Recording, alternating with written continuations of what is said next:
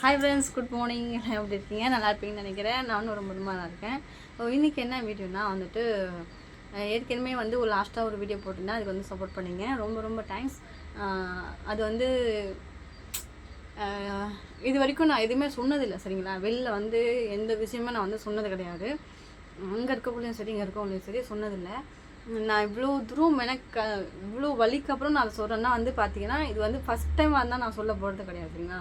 இது 1000க்கும் மேலே, சரிங்களா? 1000 தடவைக்கும் மேலே மறுபடியும் அது பண்ணுறனால தான் நான் வந்து இதை வந்து சொல்ல வந்திருக்கேன், சரிங்களா? புதுசாக இன்றைக்கி உள்ள பிரச்சனை வந்து சொல்லக்கூடாது அப்படிலாம் நான் சொல்ல வரல, சரிங்களா? நிறையா தடவை நடந்திருக்கு, இதை அப்போ நான் சொல்கிறேன். இப்போயும்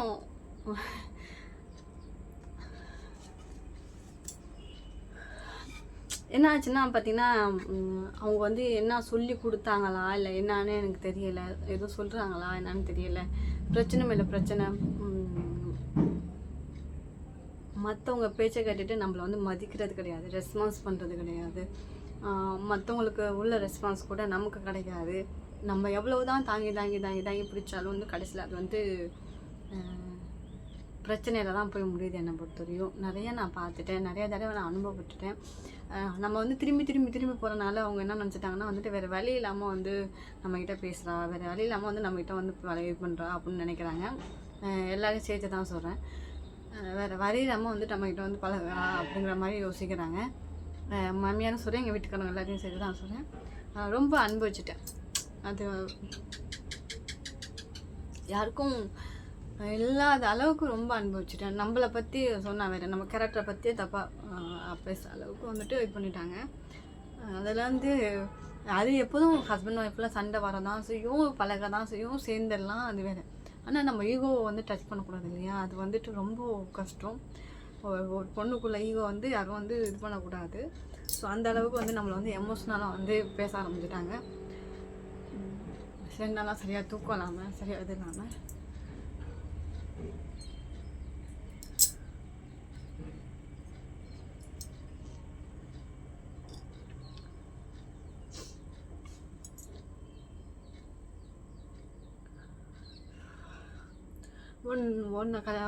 அதாவது ஒன்று கல்யாணம் பண்ண பிறகு தான் வந்து நான் இப்படி இருக்கேன். சப்போஸ் எங்கள் ஊரில் கல்யாணம் பண்ணி தான் நல்லா இருந்திருப்பேன். அது வந்து ட்ரிங்க்ஸில் சொன்னாங்களா நான் இல்லை, ஆனால் வந்து ட்ரிங்க்ஸ் பண்ணால் தான் வந்து உண்மையெல்லாம் வெளியே வரும்னு சொல்லுவாங்க. ஸோ அந்த மாதிரி வந்துட்டு சொல்லிட்டாங்க, வார்த்தைலாம் விட்டுட்டாங்க.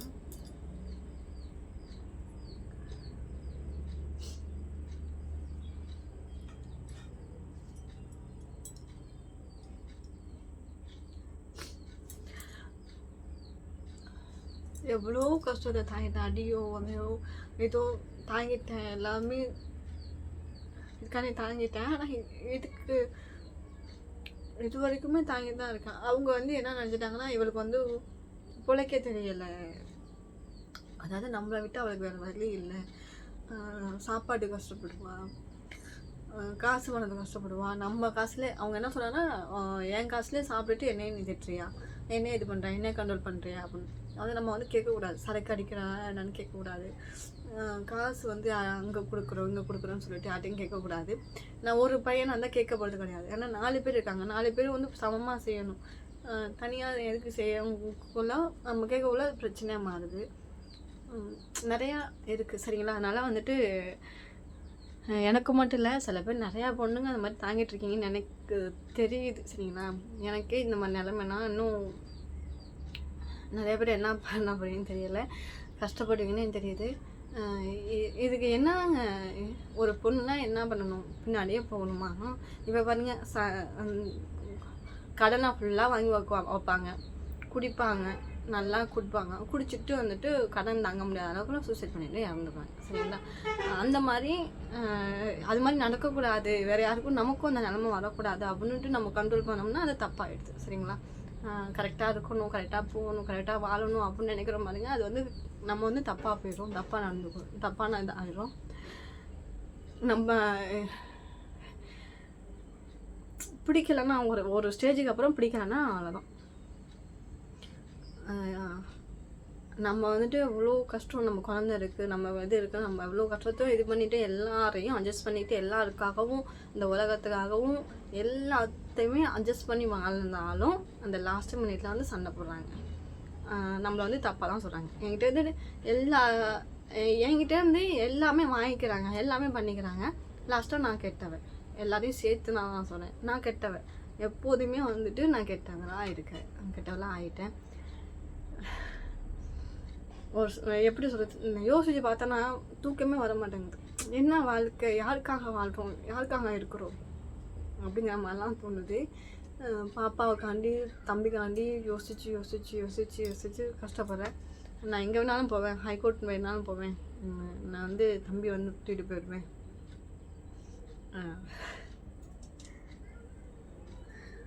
அப்படின்னு சொல்கிறாங்க.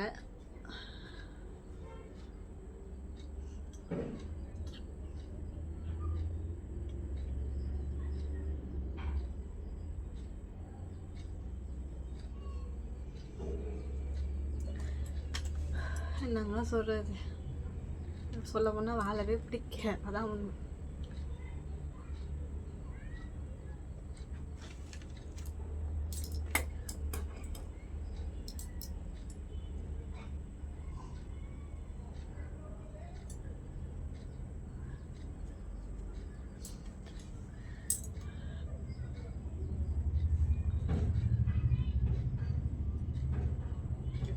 அவ்வளோ உயிராக இருக்கும், அவ்வளோ பாசமாக இருக்கும். லாஸ்ட்டாக அது குச்சப்படுத்துகிற மாதிரி பேசுகிறாங்களா, தாங்க முடியல.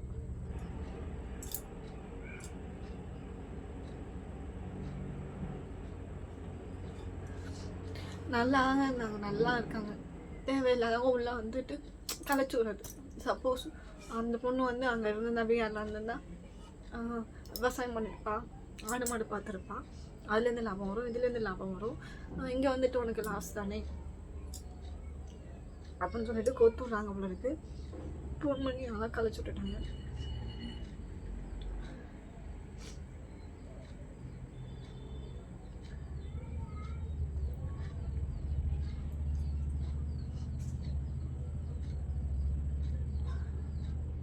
எனக்கு தெரிஞ்சு 9 வயசுக்கு ஆரம்பித்தேன். நான் வேலைக்கு போக 9 வயசுக்கு ஆரம்பித்தேன். சின்ன பிள்ளைங்க 5 ரூபா 10 ரூபா 70 ரூபா அப்படி வேலைக்கு ஆரம்பித்தேன். வரவே இல்லை, எல்லா வேலையும் ஆரம்பித்தேன்.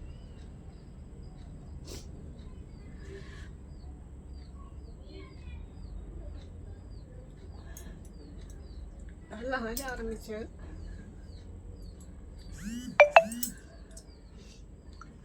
ஹஸ்பண்ட் வீட்டுக்கு போயும் அங்கேயும்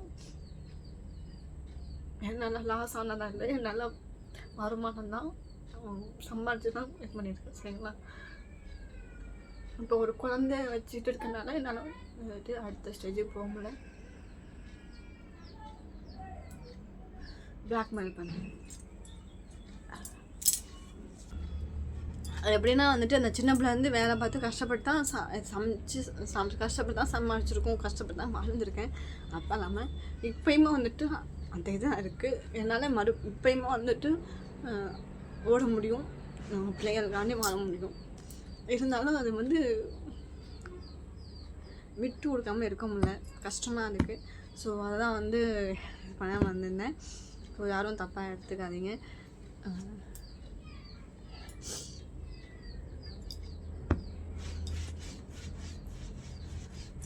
நிறையா செஞ்சுட்டு மற்றவங்க நமக்காண்டி வந்து எனக்காக என்றைக்குமே நான் யோசிச்சிருக்கேன். மற்றவங்களுக்காண்டி யோசிச்சு லாஸ்ட்டாக அவங்களே வந்து குத்துற மாதிரி பேசுகிறதோ, லாஸ்ட்டாக அவங்களுக்கே நம்ம வந்து தப்பாக தெரிஞ்சது வந்து ரொம்ப கஷ்டம். ஆனால் ஏற்றுக்கவே முடியல.